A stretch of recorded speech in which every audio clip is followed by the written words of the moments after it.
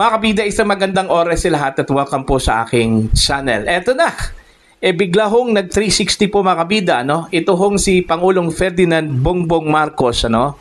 Sa kanya hong foreign policy towards China po, ano? Mga kabida, bigla hong bumait. Ito hong si Pangulong Marcos po, ano? Sa China ngayon. Mantakin nyo, kabida, inimbitahan na po niya. Ito hong si President Xi Jinping ng China na pumunta dito sa Pilipinas, ano? At gagawin doon niyang lahat. Alright? Para ho ipakita po sa Chinese President yung sincerity po ng Pilipinas, mga kabida. Para lang po pumunta dito sa Pilipinas si President Xi Jinping. Ayun. Ano kayang nagpabago ho sa isip ni Pangulong Ferdinand Bongbong Marcos, mga kabida, ano? Bakit bigla ho siyang nag 360 po, ano? After 2 years, okay, na inaway po ng Pilipinas ito hong China, mga kabida. Okay? Hindi ho may mga hindi ho magagandang mga salita, ano? Ang binitawan po, okay, ng mga opisyal po ng gobyerno laban ho sa China. Eto na, babalik pala tayo doon sa China, ano? Hihingi pa rin pala tayo ng tulong, ano po, mga kabida. Okay? Eto, babasahin ko lang po. Ito hong post po ni Attorney Raul Lambino, mga kabida, no? Okay? Pinost po niya, ito pong post po ng TV5 o News 5, ano po. Ang sabi po dito sa post po ng News 5 na pinost po ni Attorney Raul Lambino, mga kabida, no? I will certainly invite Chinese President Xi, and I will make all of the means available to show how sincere we are that we would like for him to come to the Philippines. President Bongbong Marcos. Ayan. Ito yung statement po ng Pangulo, ano? After sa nangyari hong 2025 ASEAN Summit po, ano? Mga kabida, dyan po sa Kuala Lumpur, Malaysia, ano po? Okay? Ito, babasahin ko lang po itong caption po ni Attorney Lambino, ano, mga kabida. ASEAN, Philippines, China. Having watched the press con after the conclusion of the 2025 ASEAN Summit and related summits in Malaysia, I am quite wondering of the apparent 180-degree pivot of the Philippine government foreign policy towards China.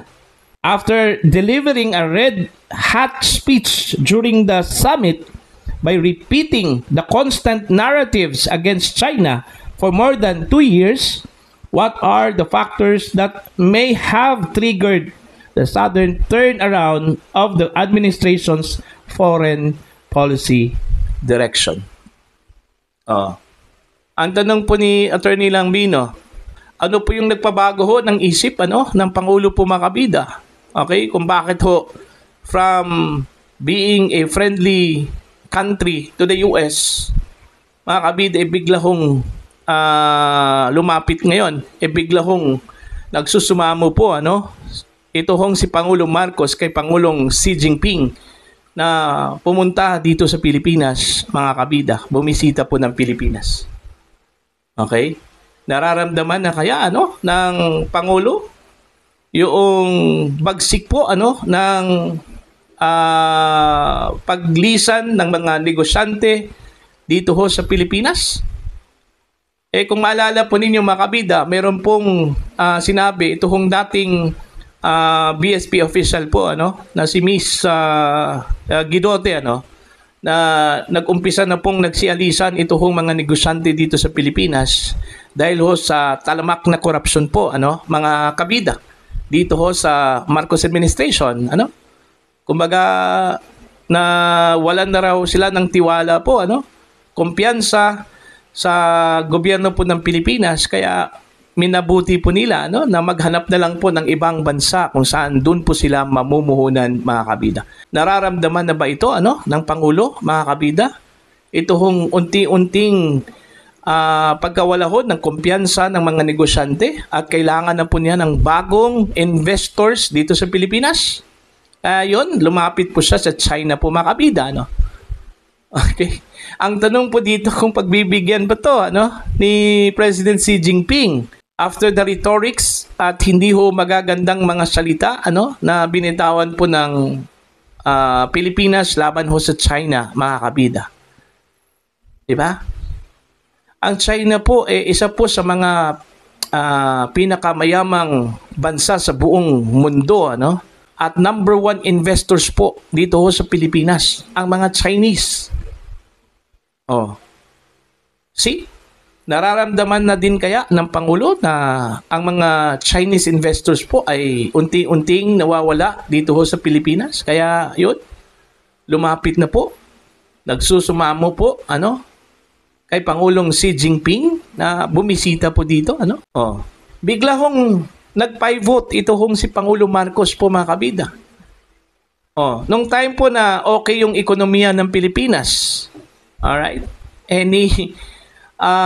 Imbitasyon po ng Pangulo doon po sa Pangulo po ng China wala hong nangyari. Nung umupo ba si Pangulong Marcos noong 2022, mga kabida, nagkaroon ba ng pag-uusap ito hong China at saka Pilipinas? Nagkaroon ba ng pag-uusap si Pangulong Marcos at saka ito hong si President Xi Jinping? Okay? Biglang inaway po ng Pilipinas Kasi po nagpapadala po si Pangulong Marcos sa mga sulsol dito ho sa mga anti-China forces po, mga kabida. Okay? Yung mga pro-US forces po. Nagpapadala po So yun. Okay? Kumampi po tayo sa US, hindi po natin sinunod, yung independent foreign policy po, ni dating Pangulong Rodrigo Duterte, mga kabida. Okay? Kumampi po tayo sa US, yun, iniwan po natin yung China na napakalaki yung tulong po, mga kabida, ng China nung panahon po ng Duterte administration. Diba? Hindi ba naisip po ng Marcos administration na halos bumuhay ng ekonomiya po ng Pilipinas ay mga Chinese? Okay? Halos mga negosyante po sa Pilipinas, mga kabida, ay mga Chinese. Hindi ba yan naisip ng Administrasyong Marcos, mga kabida? So titingnan po natin, abangan po natin kung ito hong si Pangulong Xi Jinping ay pupunta ng Pilipinas after imbitahan po ng Pangulong Ferdinand Bongbong Marcos po, mga kabida. Kaya na-realize ko po kung ano po yung magandang idinulot po, mga kabida, sa independent foreign policy po ni dating Pangulong Rodrigo Duterte. Mas maganda yung wala kang kaaway. Mas maganda na kaibigan mo ang lahat, mga kabida. Ito hong issue po ng West Philippine Sea. Pwede naman po nating pag-usapan ito Sa totoo lang, diplomatic approach po, mga kabida, pwede ho nating kausapin po ang gobyerno po ng China, Kasi ang problema po sa atin, nagmamatigas po tayo para tayong, kumbaga, malaking bansa, Okay, as if we are pretending ourselves na kaya po natin ng China, mga kabida. Yun pala nagdedepende lang pala tayo sa US Diba? Kumbaga sa giyera po yan, mga kabida, kung hindi mo kayang talunin, mga kalaban mo, gagawa ka po ng strategy, Hindi po pwedeng i-head on mo. Lalong-lalo na kung alam mo, mas malaki yung bansa na yun, kumpara sa iyo. Diba? Ganun lang po yun ang problema po, umasa po tayo sa US. Okay? Kumampi po tayo sa US na kalaban po ng China, mga kabida. So, yun tuloy. Okay? Medyo nagkaroon po ng kunting, I don't know kung kunting sira po ba, mga kabida. Depende po yan sa magiging tugon po ng China. Kung ang mga sinabi po ng Pilipinas against them, binigyan ba nila ng bigat o hindi, mga kabida. So yun po, abangan na lang po natin to. Kung ano po yung magiging hakbang po o tugon ni President Xi Jinping dito ho sa imbitasyon po ni Pangulong Ferdinand Bongbong Marcos, mga kabida. Okay? Para po sa inyo, ano po ang inyong opinion at palagay ho dito, mga kabida, please comment down. Sa mga hindi pa po subscriber sa aking channel, please subscribe. Just click the subscribe button, click the notification bell, click all para updated po kayo mga kabida sa aking mga uploads. Maraming salamat po sa inyo lahat.